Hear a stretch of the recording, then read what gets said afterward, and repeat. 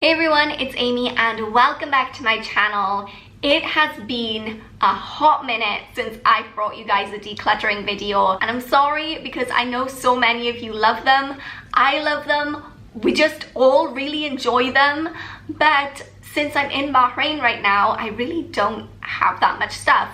Like, I don't have anything that I can really declutter here, so I can't do a declutter with me video until I get home in the summer, and then I'm going in back to all of my old stuff that is still sitting in my parents' house, and we're gonna get rid of a lot. But until then, I did want to bring you a video with some tips and tricks on decluttering. So today we're going to be talking about big mistakes that you make when you're decluttering that you probably didn't even realize that you were making. Obviously, everyone declutters in a different way, and there are so many different methods for decluttering out there.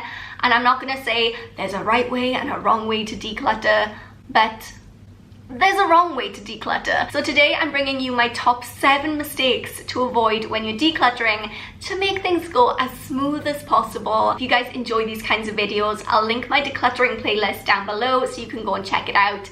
Don't forget to give this video a thumbs up and subscribe. And now let's get into it. So the first mistake that I think a lot of people make, especially when they are first starting out with decluttering, is trying to do too much at once. I totally get it. You're like in the zone. You're in this mindset that you wake up one day and you're like, today is the day that I change my life. And that's great. That is a great mentality to have. But unless you live in one of those tiny homes that has like nothing in it to begin with, you are not going to be decluttering your entire house in one day. That's not possible. You guys know me, I love the KonMari method. All of that information will be down in that playlist down below if you don't know what I'm talking about, but you should, because she's like the decluttering whiz of life. And she breaks it down into decluttering by categories, which I find so much more convenient. If you go in with the mentality that you are going to like declutter your entire life in one day or even 1 week, you are setting yourself up to fail. It's going to become overwhelming because there's gonna be stuff everywhere, and then it's not gonna work. The next mistake that a lot of people make when they're decluttering is to go out and buy organizers and like different tubs and little drawers and boxes and things before they've actually done the decluttering. The idea of bringing more things into your home so that you can get rid of things out of your home, stop and think about that for a second, because it doesn't make an awful lot of sense. Also, until you've gotten rid of the things that you don't need, you will have no idea what storage space you actually require in your home. Instead, go ahead, declutter first, category by category, see what you have left, work with the space that you already have, look at your drawers, look at your wardrobes, look at what you have already, and then think to yourself, okay, what do I need that is going to make this space work even better for me? Think long and hard about it, and then go out and make sure you buy the exact things that you need. The third decluttering mistake that you really want to avoid kind of goes with the first mistake, and that's not giving yourself enough time. Decluttering is a long journey. Even when you're decluttering like a small category of things, I remember when I was decluttering my makeup and cosmetics, I knew I had a lot. I knew I had a lot to go through, but I didn't think it would be such a big deal. Everything was already in one place. I pretty much knew what I wanted to get rid of, and I just thought, well, maybe this will take like 2 hours.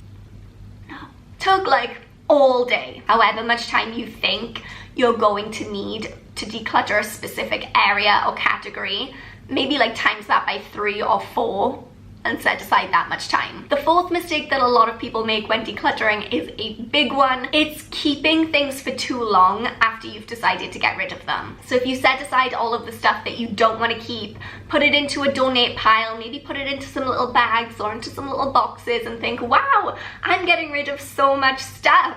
And then you just kind of keep it on the landing, or you keep it like in the corner of your bedroom for like a month or 2 months or even longer, then guess what? Every time you walk past those bags or those boxes, something is going to catch your eye and make you feel like, ooh, I really shouldn't have got rid of that. maybe I'll just take this out and put it back in my wardrobe. The best thing you can do is to box everything up, bag everything up, and then take it straight to the charity shop that day if you can. If not, then take it all right out and put it in the boot of your car so that next time when you're driving past the charity shop, you're like good to go. But take it as soon as you can. Don't have it hanging around the house. Don't tempt yourself in that way. Similarly, the next mistake that a lot of people make is giving away their unwanted things to loved ones. Now, in her book, Marie Kondo says that you shouldn't do this because you're essentially just burdening your loved ones with things that they don't need just so you can get it out of your life, so it's kind of selfish. But even if you're not like consciously doing it from a selfish place, how are you going to feel every time you see that person wearing or using something that used to be yours? If you're the kind of person who can completely emotionally shut off from stuff, awesome. How did you do that? We'd all love to know. For a lot of us, it's going to be hard to see someone wearing or using the things that used to be ours because we're going to be second guessing our choices. And then what's going to happen is the next time you go into declutter, you're going to be second guessing. You're going to be thinking, I don't really want to give stuff away because I had so much regret last time. It's better to just give it away where you're never going to see it again. My sixth mistake that I think you should avoid when you're decluttering is letting people see what you're decluttering. And again, this is something that Marie Kondo talks about in her book, because what usually happens is when I'm decluttering, my mom will come home from work and she'll say, wow, you've got rid of so much stuff. Oh, I think maybe you've gotten rid of too much stuff. And then she'll start to go through the piles and say, you can't get rid of this. Why are you getting rid of that? This looks so good on you. Why would you get rid of this one? And it starts to plant seeds of doubt. Also, it just ruins all the piles of stuff that you've just made, which is kind of annoying. But keeping it to yourself is just so much easier. And the final decluttering mistake that I actually never hear anyone talking about is when you throw everything away. So if your idea of decluttering is to have two piles, a keep pile and a throwaway pile, and then the keep pile just goes back into your wardrobe, back into your cupboards, and the throwaway pile gets thrown away, then that's just not the most environmentally friendly way of doing things. When I declutter, I have 4 piles. So I still have the pile of things I know I want to keep, and then I have 3 get rid of piles. 1 is stuff that is still good enough to be donated, so that's the stuff that I'm going to be taking to the charity shop. My second pile is stuff that's going to be recycled, so paper, fabrics, certain types of plastics, anything that I can put in the recycling bin. And the third pile is the stuff that really has to go to the landfill. The landfill pile is always my smallest pile because realistically, when I'm getting rid of things, there's not that much that can't be salvaged, reused, recycled, and just has to be thrown away. I think it's really important to be responsible when you're decluttering, and not a lot of people are talking about this.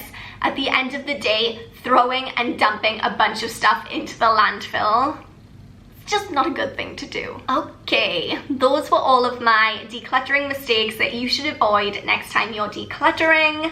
I hope you guys found this helpful. If you did, please go ahead and give this video a thumbs up.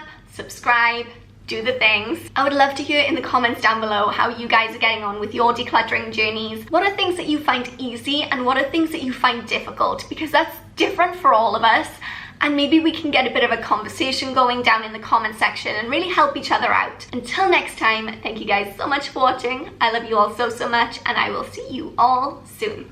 Bye.